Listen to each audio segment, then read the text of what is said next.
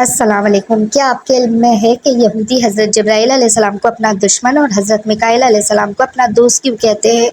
یقیناً بیشتر افراد اس سے ناواقف ہوں گے۔ یہ ایک ایسا سوال ہے جس کا جواب ہر مسلمان کو آنا چاہیے۔ یہی وجہ ہے کہ آج ہم آپ کو اس عام سوال کا جواب دینے جا رہے ہیں۔ یہودی کبھی اللہ کی پسندیدہ قوم ہوا کرتے تھے، لیکن تکبر، فرعونیت اور شرک نے ان پر بدبختی کی مہر لگا دی اور اللہ نے یہودیوں کو دردناک عذاب سے دوچار کیا۔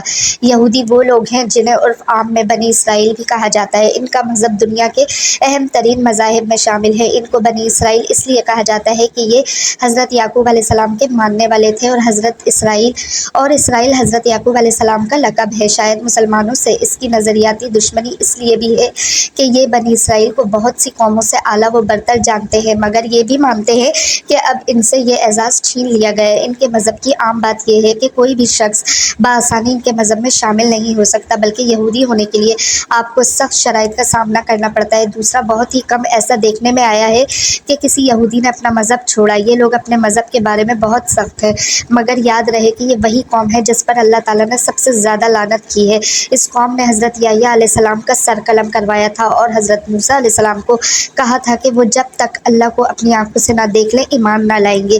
یہ وہ قوم ہے جس پر اللہ تعالیٰ نے نہ صرف قرآن پاک میں بلکہ ان کے اپنے صحیفوں میں بھی لعنت کی ہے۔ ان سب باتوں سے ظاہر ہوتا ہے کہ یہ قوم شروع سے نافرمان قوم رہی ہے اور مسلمانوں سے ان کی دشمنی خاص کر اس لیے بھی ہے کہ ان سے امامت کا حق چھین کر اللہ نے مسلمانوں کو عطا کیا اور یہودیوں پر لعنت بھیجی ہے۔ یہودی حضرت جبرائیل علیہ السلام کو بھی اپنا سخت دشمن سمجھتے ہیں، کیونکہ وہ وحی کے ذریعے حضور اکرم صلی اللہ علیہ وآلہ وسلم کو ان کی سازشوں سے آگاہ کر دیتے تھے۔ یہودیوں نے جب حضرت جبرائیل علیہ السلام کو اپنا دشمن کہا تو اس پر اللہ تعالیٰ نے سورہ بقرہ میں ارشاد فرمایا کہ کہہ دو کہ جو شخص جبرائیل کا دشمن ہو اس کو غصے میں مر جانا چاہیے۔ اس نے تو یہ کتاب خدا کے حکم سے تمہارے دل پر نازل کی ہے، جو پہلی کتابوں کی تصدیق کرتی ہے اور ایمان والوں کے لیے ہدایت اور بشارت ہے۔ تفسیر ابن کثیر میں اس آیت مبارکہ کے حوالے سے لکھا ہے کہ امام جعفر طبری رحمۃ اللہ علیہ فرماتے ہیں کہ جب یہودیوں نے حضرت جبرائیل علیہ السلام کو اپنا دشمن اور میکائیل علیہ السلام کو اپنا دوست بتایا تھا، اس کے جواب میں یہ آیت نازل ہوئی۔ لیکن بعض کہتے ہیں کہ عمل نبوت کے بارے میں جو گفتگو ان کی حضور اکرم صلی اللہ علیہ وآلہ وسلم سے ہوئی تھی، اس میں انہوں نے حضرت جبرائیل علیہ السلام کو اپنا دشمن کہا تھا، جبکہ بعض کا خیال ہے کہ حضرت عمر بن خطاب رضی اللہ تعالیٰ عنہ سے ان کا جو مناظرہ حضور اکرم صلی اللہ علیہ وآلہ وسلم کی نبوت کے بارے میں ہوا تھا، اس وقت یہودیوں نے حضرت جبرائیل علیہ السلام کو دشمن قرار دیا۔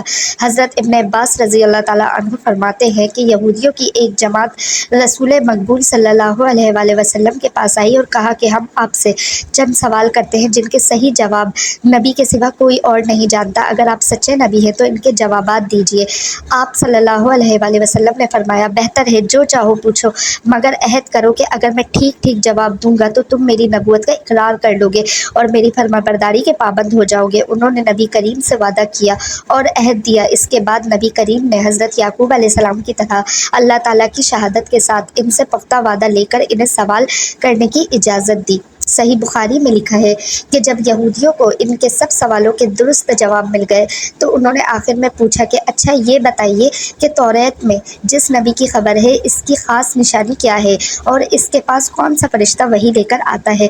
اس پر آپ صلی اللہ علیہ وآلہ وسلم نے فرمایا کہ اس کی خاص نشانی یہ ہے کہ اس کی آنکھیں جب سوئی ہوئی ہوں اس وقت میں ان کا دل جاگتا رہتا ہے۔ اس گفتگو کے بعد نبی کریم نے یہودیوں سے فرمایا، تمہیں اس رب کی قسم جس نے حضرت موسیٰ علیہ السلام کو توریت بتاؤ، کیا میں نے ٹھیک جواب دیا؟ سب نے قسم کھا کر کہا کہ آپ صلی اللہ علیہ وآلہ وسلم نے بالکل صحیح جواب دیا۔ اب ہمارے اس سوال کی دوسری شق کا جواب بھی عنایت فرما دیجیے۔ اس پر بحث کا خاتمہ ہے۔ آپ صلی اللہ علیہ وآلہ وسلم نے فرمایا کہ میرا ولی جبرائیل ہے، وہی میرے پاس وحی لاتا ہے اور وہی تمام انبیاء کرام کے پاس پیغام باری تعالیٰ لاتا رہتا ہے۔ سچ کہو اور قسم کھا کر کہو کہ میرا یہ جواب بھی درست ہے۔ یہودیوں نے قسم کھا کر کہا، جواب تو درست ہے، لیکن چونکہ جبرائیل ہمارا دشمن ہے اور وہ سختی اور خون ریزی وغیرہ لے کر آتا رہتا ہے، اس لیے ہم اس کی مانیں گے اور نہ ہی آپ کی مانیں گے۔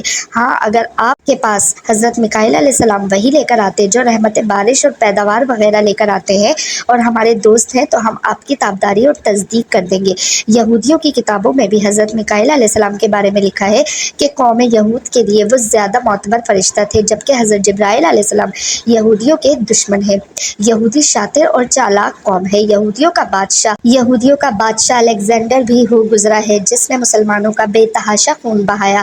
कहते हैं कि इस जालिम ने इतने मुसलमानों को ज़िबा किया कि इनका खून घोड़ों के सिनों तक पहुंच चुका था। जिस पर अलेक्जेंडर ने मरहूनी लहजे में कहा था कि बुलाओ अपने नबी को, कहो कि वो तुम्हारी मदद करे। जिस पर सुल्तान सलाउद्दीन अय्यूबी ने कसम खाई थी कि मैं यहूदियों को भी इतना ही मारूंगा जितना उन्होंने मुसलमानों का खून बहाया है। दूसरा, मैं अलेक्जेंडर की गर्दन अपनी तलवार से काटूंगा। इसके बाद सलाउद्दीन अय्यूबी ने बैतुल मुकद्दस आज़ाद करवाया, मगर कत्ल आम की कसम को पूरा ना किया, बल्कि अपनी कसम का कफ़ारा दिया। यहाँ तक कि सलाउद्दीन और इसके भाई ने यहूदियों के सरदारों को अपनी जेब से पैसे देकर इनको आज़ाद करवाया और ईसाइयों के किले तक छोड़ कर आए और साथ में सामान मुहैया किया। इधर अब्बासियों ने इनका माल और इनकी औरतों पर अपना कब्जा कर लिया, जिस पर ये कहते फिर रहे थे कि अच्छा होता जो हम मुसलमानों के साथ रहते। मगर सलाउद्दीन अय्यूबी ने अपनी दूसरी कसम पूरी की और अलेक्जेंडर का सर अपने हाथों से कलम किया। यहूदियों का अहम मकसद पूरी दुनिया पर कब्जा करना और अपना दीन सबसे बुलंद करना है। तभी ये फ़लस्तीन आकर आबाद हुए ताकि इनका खोया हुआ मुकाम इन्हें वापस मिल जाए। उन्होंने अमेरिका को सूद पर कर्जा दिया और अब्बासियों से हाथ मिला लिया और अपनी तोपों का रुख मुसलमानों की तरफ मोड़ दिया। बल्कि आलमी मीडिया पर भी इनका कब्जा है, जिसकी बदौलत ये मुसलमानों के खिलाफ आए दिन प्रोपेगेंडे कर रहे हैं। इनका अगला मकसद होलोग्राम टेक्नोलॉजी के जरिए एक शख्स को हज़रत ईसा अलैहिस्सलाम के तौर पर जाहिर करना है, ताकि जब हज़रत ईसा अलैहिस्सलाम का ज़हूर हो तो मुसलमान जिनको ये पहले ही से होलोग्राम टेक्नोलॉजी के जरिए आसमान से उतरता हुआ देख चुके हों, तब इन पर कोई यकीन ना करे, क्योंकि कुछ साल पहले चीन में इस टेक्नोलॉजी से आसमान पर एक पूरा शहर दिखाया जा चुका है। अल्लाह पाक हम सब का खात्मा ईमान पर करे, आमीन।